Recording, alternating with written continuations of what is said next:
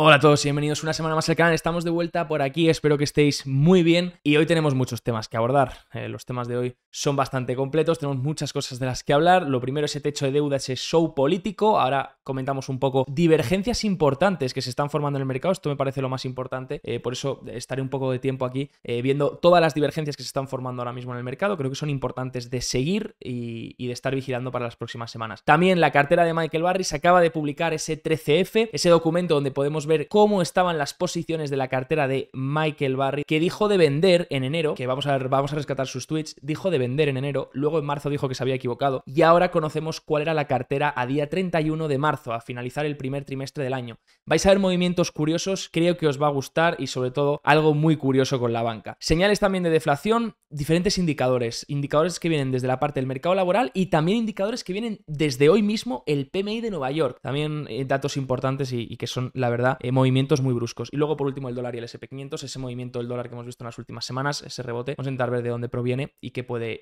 ocurrir. A partir de aquí tenéis abajo para seleccionar los temas del vídeo. Recordar, Biden está a la espera de reunirse, en principio se iban a reunir el viernes, realmente no llegaron a una reunión, otra vez el show político de siempre, de se aprueba, no se aprueba, bueno, todo el mundo cree o los inversores están esperando que se apruebe en el último minuto. Por supuesto cualquier cosa puede pasar, pero la tendencia es que acaben llegando a un acuerdo, porque a ningún partido, ya sea a McCarthy o a Biden, les interesa impagar sobre su deuda. Ya ha advertido el Tesoro que si el Tesoro tiene la cuenta, ¿no? La TGA, y la TGA si no se aprueba ese techo de deuda, se va vaciando porque, por supuesto, ahora mismo los gastos son superiores a los ingresos. Eso hace que la cuenta pues se vaya vaciando y salga más dinero del que entra. Y se espera que, bueno, ya Janet Yellen del Tesoro anunció que en junio, si no se aprobaba el techo de deuda, el límite de deuda, pues a partir de ahí, pues por supuesto el Tesoro iba a impagar. ¿Iba a impagar en qué? Pues ya sean letras del Tesoro, que por eso estamos viendo movimientos curiosos en la parte muy corta de la curva, a lo mejor en un mes, pidiendo un interés muy superior, aunque bueno, hay varios temas que se involucran y no es del todo así, por eso no voy a parar ahí a hablar, pero bueno, algunos justifican que ese 6% que están casi pidiendo las letras a un mes es debido a la potencial riesgo de impago que te puede dar el Tesoro. Bueno, pueden pagar sobre las letras o pueden pagar también sobre seguridad social, ya sean las pensiones, las ayudas a los militares. Por supuesto, esto ya sobre todo es reputacional.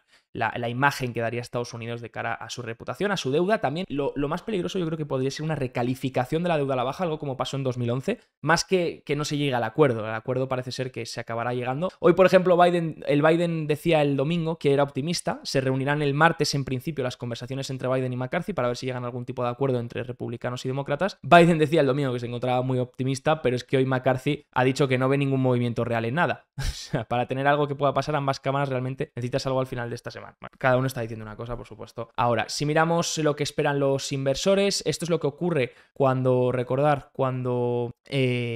se aprobó el techo de deuda.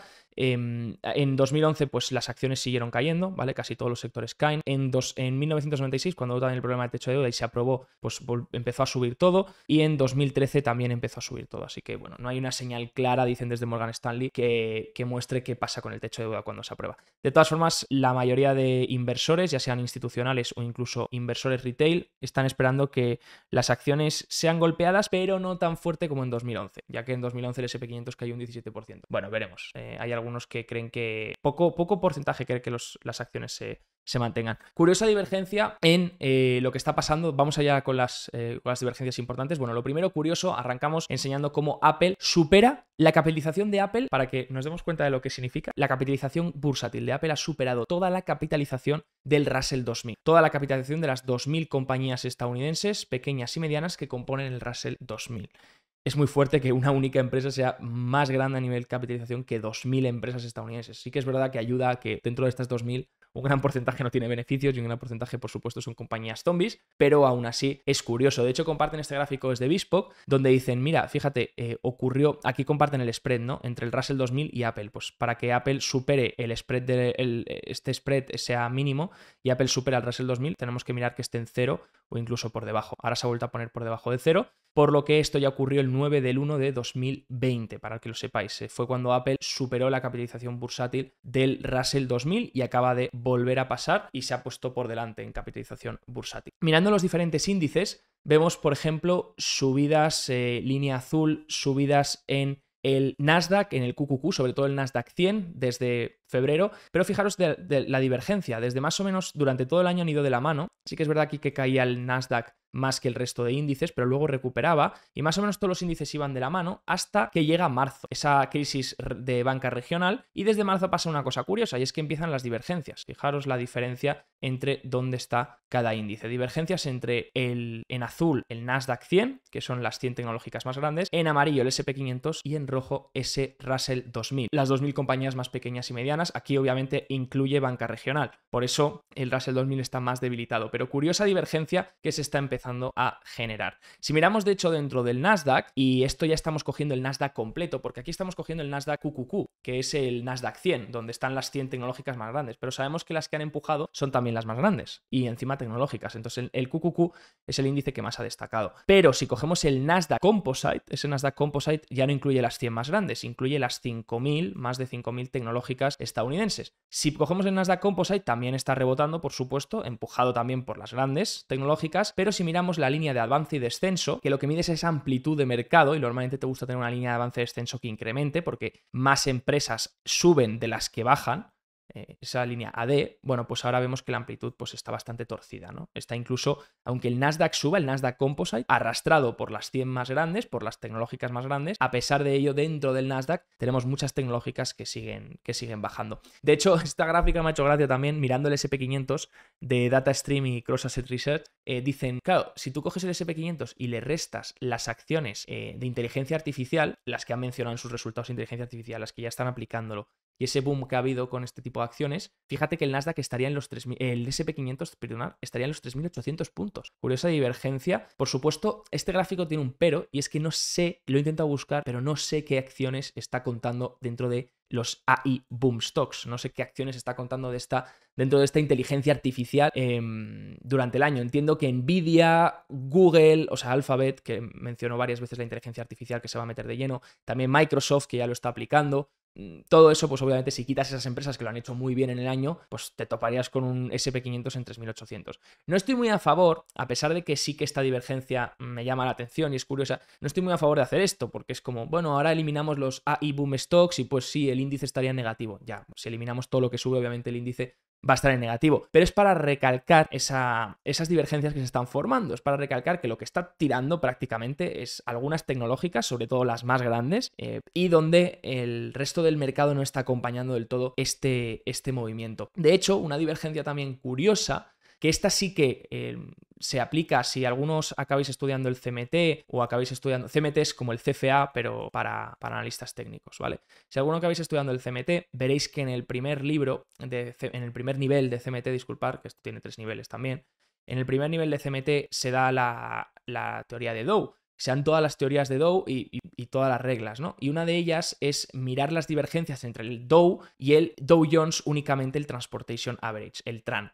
¿De acuerdo? Y tenemos aquí, empezamos a tener divergencias en el TRAN. Por ejemplo, si tú coges las empresas únicamente de transporte, pues lo están haciendo bastante mal, mientras que el Dow Jones está manteniendo mejor. Y si ya coges incluso el TRAN, que sería esas empresas de transporte más industriales, y sobre todo de transporte, y las comparas con el S&P 500 o con el Nasdaq, pues por supuesto ahí tienes una divergencia mucho mayor, lo cual es curioso también y es algo a tener en consideración. Y por último, algo que compartí en mi Twitter, algo que me gustaría ver es que más acciones superen la media de 200. Recordad que la media de 200 sesiones es una media donde te dice, normalmente analistas técnicos a partir de la media de 200 sesiones es cuando podemos decir que un valor está alcista, por simplificarlo mucho, y cuando está por debajo de la media de 200 está bajista, sería una media de referencia, por así decirlo, que no es ninguna media mágica, pero puede ser una media de referencia.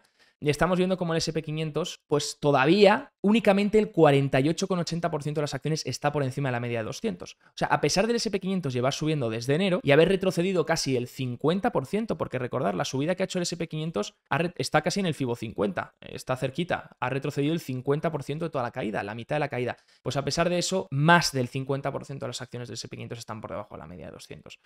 fijaros que incluso en otros rebotes, como tuvimos en mitad de año 2000, bueno, o incluso como estábamos en febrero de 2023, las acciones, el 80% o 70 y pico por ciento de las acciones del SP500 y estaban por encima de la media de 200, y también en el Nasdaq. Aquí sí que tenías una amplitud muy favorable donde todas las acciones acompañaban a principios de más o menos febrero de 2023. Fíjate, tenías muy buen porcentaje. Aquí tenías una amplitud que subía cuando el índice subía también. Ahora lo que estás teniendo es un índice que sube, pero una amplitud que baja, lo cual marca otra divergencia en la amplitud. A vigilar, por supuesto. Esto podría cambiar. Si esto empieza a revertir y empieza a incrementar, pues será una buena señal. Hasta cierto punto se entiende el porqué de este comportamiento, ¿eh?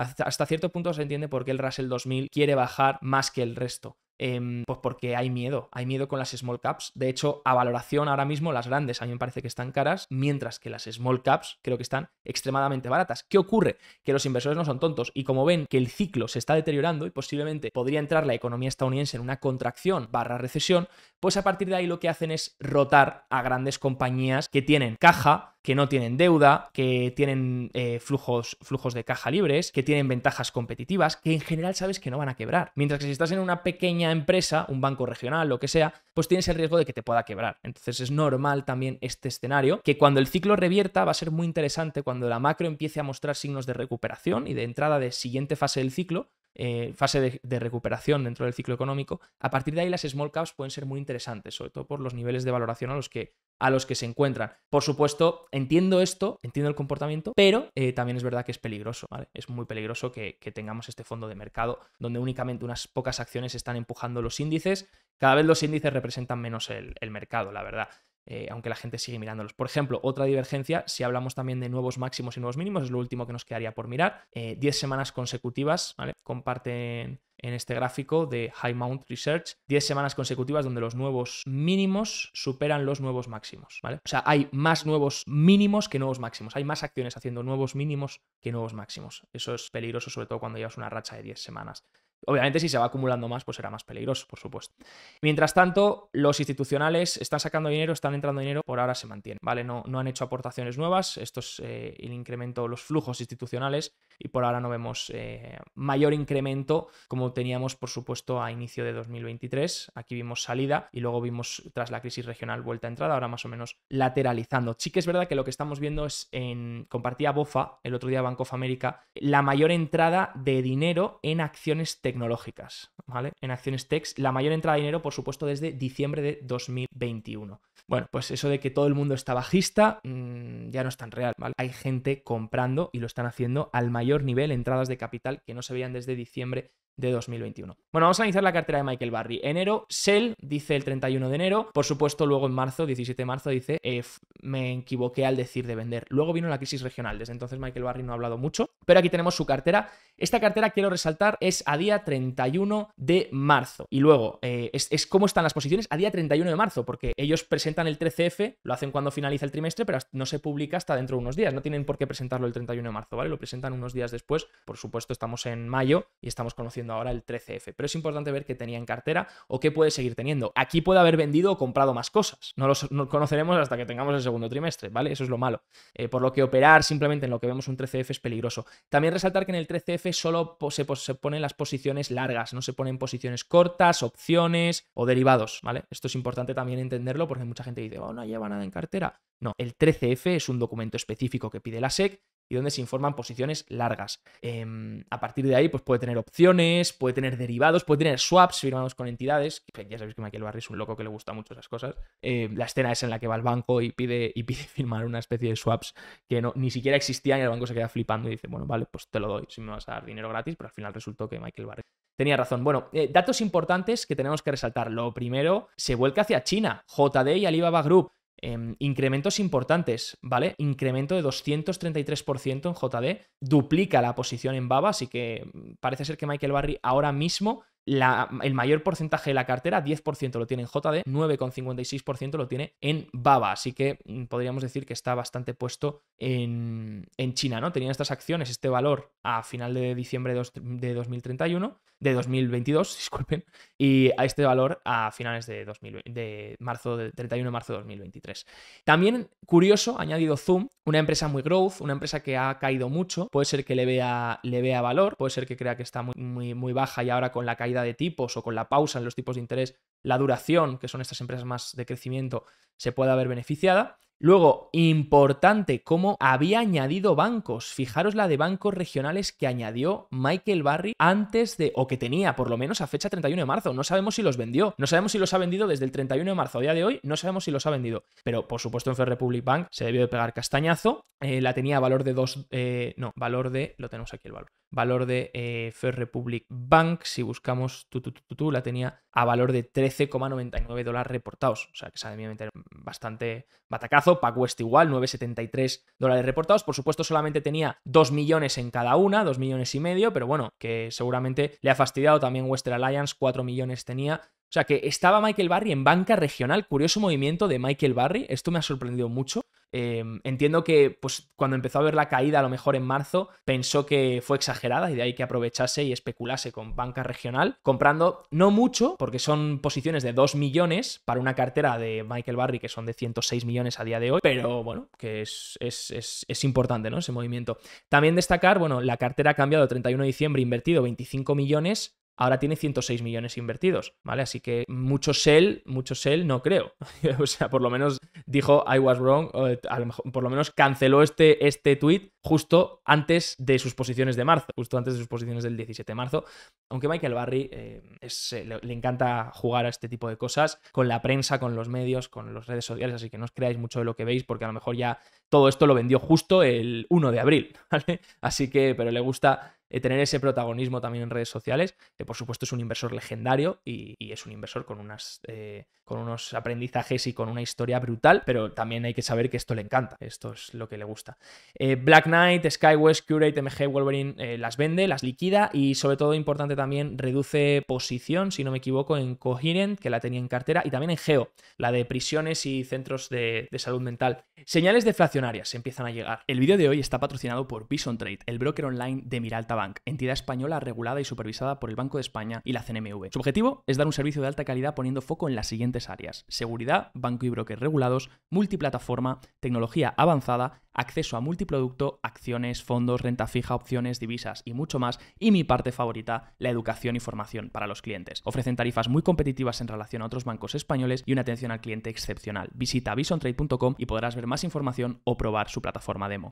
¿Vale? Primero en el PMI de manufacturero de Nueva York. Hoy hemos conocido, recordar que los PMI son esas encuestas que hacen a los managers de empresas. Si están por encima de 0 es que la actividad se ha expandido en el mes, si están por debajo de 0 es que se ha contraído. Hay algunos PMIs que lo hacen con el nivel de 0 es un nivel de 50, en vez de positivo y negativo es el nivel de 50. PMI son importantes los del ISM y los del S&P Global, pero también son importantes los regionales. ¿Por qué? Porque los regionales son los que nos van indicando cómo va a salir el general de Estados Unidos. ¿Vale? Y hemos conocido hoy el de Nueva York. Nueva York llevó un rebote importante, fijaros que se ponía en expansión por encima de los 10 puntos el mes pasado, un rebote importante. Pero recordar que los PMIs regionales son muy volátiles y al final lo que importa es la tendencia. Bueno, pues fijaros el castañazo que se ha metido hoy, este último mes, el PMI de Nueva York que baja otra vez a menos 31,8 puntos. Es una caída de 42,60 puntos. Es la mayor caída del PMI regional de Nueva York si excluyes la caída que tuvo en el COVID. Excluyéndose la mayor caída del PMI de Nueva York. Así que, bueno, pues a mí me hace gracia cuando dice, no, la actividad se expande, mira cómo ha rebotado el PMI de Nueva York. Sí, espérate, el mes que viene, pum. Lo que importa es la tendencia. Por eso en los PMIs, en el ley, en muchos indicadores necesitamos varias confirmaciones para ver que esa tendencia ha revertido. Empieza a haber ya señales de deflación, de que la economía podría estar tambaleándose también en el lado de las peticiones iniciales de desempleo, que recordar, esto es la gente que accede al paro por primera vez. Cuando esto empieza a dispararse, posiblemente es cuando ya la tasa de desempleo incremente y las nóminas no agrícolas empiezan a dar datos negativos. motivos. Pero fijaros que las peticiones iniciales de desempleo, que las conocemos semanalmente, esta última semana salían en 264.000. Ese es el nivel máximo desde octubre de 2021, que se dice pronto. Las peticiones iniciales de desempleo no habían bajado durante todo 2022, 2023 se mantenían en mínimos históricos. ¡Pum! Pues ahora empezamos a ver semanas donde empezamos a ver máximos que no se veían desde octubre de 2021. Así que empieza a haber fuerzas, por supuesto es muy pronto, todavía no las tenemos ahí, pero que lo sepáis, que yo empiezo a ver personalmente en estos indicadores fuerzas deflacionarias, de que realmente también lo podemos ver en la M2, en el dinero en circulación, cómo se está contrayendo drásticamente. Por supuesto todo esto indica que la economía está teniendo fuerzas deflacionarias que podrían hacer que la economía, pues, no sé si entrase en recesión, que sí, podría ser, porque ya hay varios indicadores que apuntan a eso. De hecho, hoy mismo Bostic de la Reserva Federal de Atlanta ha dicho que no descarta la recesión. Mientras el resto de miembros está negándola, él ha dicho no descarto la recesión, lo ha dicho hoy mismo. Y no podemos descartar el riesgo de una recesión. Eso sí, dice, lo deja como entre paréntesis, ¿no? Dice, si hay una recesión será suave y leve y rápida. Ninguna recesión es suave y rápida, pero bueno, es la forma de decir. Primero se dice el soft landing, luego se dice mild recession, que sería recesión suave, luego se habla de recesión y luego se habla de hard landing. Entonces, bueno, es un poco el proceso, ¿no? Pero fijaros que ya empieza a haber señales deflacionarias, ¿vale? Aquí compartí un tuit en 27 de marzo, de hecho, desde entonces las peticiones iniciales de desempleo han empezado a subir bastante, donde comparaba 2007 y el 2000. ¿Vale? Fijaros que las peticiones de desempleo, línea roja, empiezan a subir cuando la Fed pausa o cuando los tipos del bono a 2 años empiezan a bajar, cuando el mercado empieza a reducir los tipos de interés. Ahí es cuando las peticiones iniciales de desempleo empiezan a subir.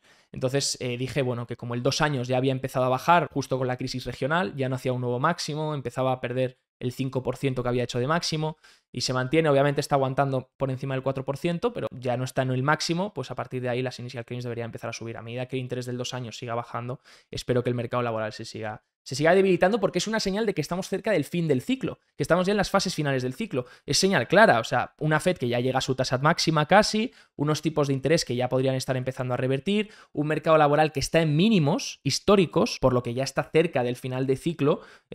Tienes la tasa de desempleo en el 3,4%, la vas a tener en el 3,3%, oye, a lo mejor sería un récord, pero la vas a tener en el 3%, ni de coña, sería súper raro, porque 3,4% es el nivel más bajo desde el 60, entonces ya estás en niveles mínimos, lo que indica que posiblemente estás llegando al final del ciclo donde ya empieza a girarse esos datos, ¿no? Para los que dicen, oye, pero el mercado laboral es atrasado, no importa, si el mercado laboral empieza a debilitarse y hay fuerzas deflacionarias y la gente se queda en el paro, eso es alcista para las bolsas. Bueno, aquí te dejo para que hagas captura una tabla que me parece brutal de JP Morgan, donde comparte las diferentes recesiones, en línea morada la tasa de desempleo, en línea verde el SP500. Fijaros que hay momentos en los que la tasa de desempleo empieza a incrementar, por ejemplo aquí, y el SP500 sigue bajando, ¿vale? Hay varios escenarios, por supuesto hay otros donde la tasa de desempleo incrementa y el SP500 empieza a subir, ¿vale? Pero aquí tenéis varios escenarios donde sí es verdad que aunque la tasa de desempleo incremente, el SP500 sigue bajando, ¿vale? No, puede ser un indicador tardío, por supuesto, cuando la tasa de desempleo incrementa ya estás en una recesión y ya estás cerca del final de la recesión, pero eso no significa que el SP500 no pueda seguir bajando, ¿vale? Por último, expectativas de inflación. La semana pasada conocimos un dato importante y es esa Universidad de Michigan sobre las expectativas de inflación. De ahí que tuviésemos un movimiento en el dólar. Fijaros el dólar que no termina de perder el Dixie los 100 puntos. Por eso en el vídeo pasado, cuando hablábamos de la apuesta de Druckenmiller, inversor al que respeto, me miro todas las entrevistas. De hecho, si queréis entrevistas, pedírmelas, porque ha dado unas cuantas esta última semana. Os las dejo todas en la descripción si las queréis. Os las paso por los comentarios porque me parecen cátedra. Pero una de sus apuestas es corto dólar. Pero yo dije en el vídeo pasado, yo no me apostaría a un corto dólar en estos momentos porque tienes todavía mucha posibilidad de que el dólar, aguantando esos 100 puntos, pudiese tener algún tipo de rebote fuerte cuando todo el mundo está diciendo corto dólar y está todo muy posicionado ahí, ¿no? Bueno, pues vino con la expectativa de inflación de la Universidad de Michigan. A un año la expectativa de inflación sigue en el 4,5%, bajó desde el 4,6% que se espera, pero fijaros el incremento a 5 años de la expectativa de inflación que espera la Universidad de Michigan. Los encuestados subió hasta el 3,2%, estaba por debajo del 3%, estaba en el 2 y pico. Es el nivel más alto de la expectativa de inflación a 5 años vista desde 2008. ¿Eso qué mira la Fed? La Fed lo mira porque no le gustan unas expectativas de inflación altas. ¿Por qué no le gustan unas expectativas de inflación altas? Porque si los managers ven de las empresas que la expectativa de inflación en 5 años va a ser más alta, va a ser del 3,2 de media, yo subo los precios. No soy imbécil, me dedico a esto. Subo los precios para que la empresa no contraiga sus márgenes. Porque si a la empresa le van a subir los costes 3,2%, yo tengo que subir los precios por encima para no alterar mis márgenes y prepararme. Y eso acaba generando inflación futura esperada, expectativa de inflación futura esperada puede acabar generando inflación actual por ese ajuste de los empresarios ante estas expectativas de inflación, ¿vale? Por supuesto, esto a la Fed no le gusta, que quiere estas expectativas de inflación ancladas. Eso ha hecho que incluso en la semana pasada intereses rebotasen, esperando incluso otra subida más de tipos o unos tipos que se mantengan un poco más altos durante un tiempo y por supuesto dólar rebotase también, ¿vale? Dólar ahora mismo casi correlación en corto plazo, casi correlación prácticamente negativa del 0,7, 0,8 contra el SP500, ¿vale? Fijaros que si el SP500 no ha roto y sigue lateralizando desde abril, es porque el dólar ha lateralizado desde abril y ha aguantado soporte en línea azul. Ahora que el dólar está rebotando, cuidado porque si el dólar empezase a rebotar, podría poner peso sobre el SP500 también. Por supuesto, el dólar no sabemos si va a continuar con este rebote. Si vienen muchas fuerzas deflacionarias, pues el dólar podría seguir bajando o volver otra vez a los niveles de 100. Pero hasta que no pierda el nivel de 100, el Dixie, no tenemos confirmaciones. Lo ha aguantado muy bien. Fijaros el soporte que está formando aquí. Yo esperaría confirmaciones para realmente hablar de que el dólar va a seguir cayendo. Yo esperaría confirmaciones reales de que pierde los 100 puntos el Dixie, el índice dólar, ¿vale? El DXY. Hasta entonces puede rebotar perfectamente porque es lo que está haciendo, ¿vale? Así que iremos vigilando todo esto y mucho más en las próximas semanas. Espero que os haya gustado el vídeo. Si es así, dejar un buen like. Recordar que esto es informativo. Mis vídeos se tratan de daros el análisis completo de lo que está pasando en la semana, en la macro, para que podáis tomar mejores decisiones financieras. En ningún momento quiero influenciar vuestras inversiones. En ningún momento quiero hacerme el gurú de turno. Simplemente quiero estar aquí para ayudaros en el proceso o para compartiros lo que estoy viendo, las noticias, para estar al día, simplemente para divertiros o incluso para tenerlo en cuenta en vuestros análisis. Gracias y nos vemos como siempre la semana que viene.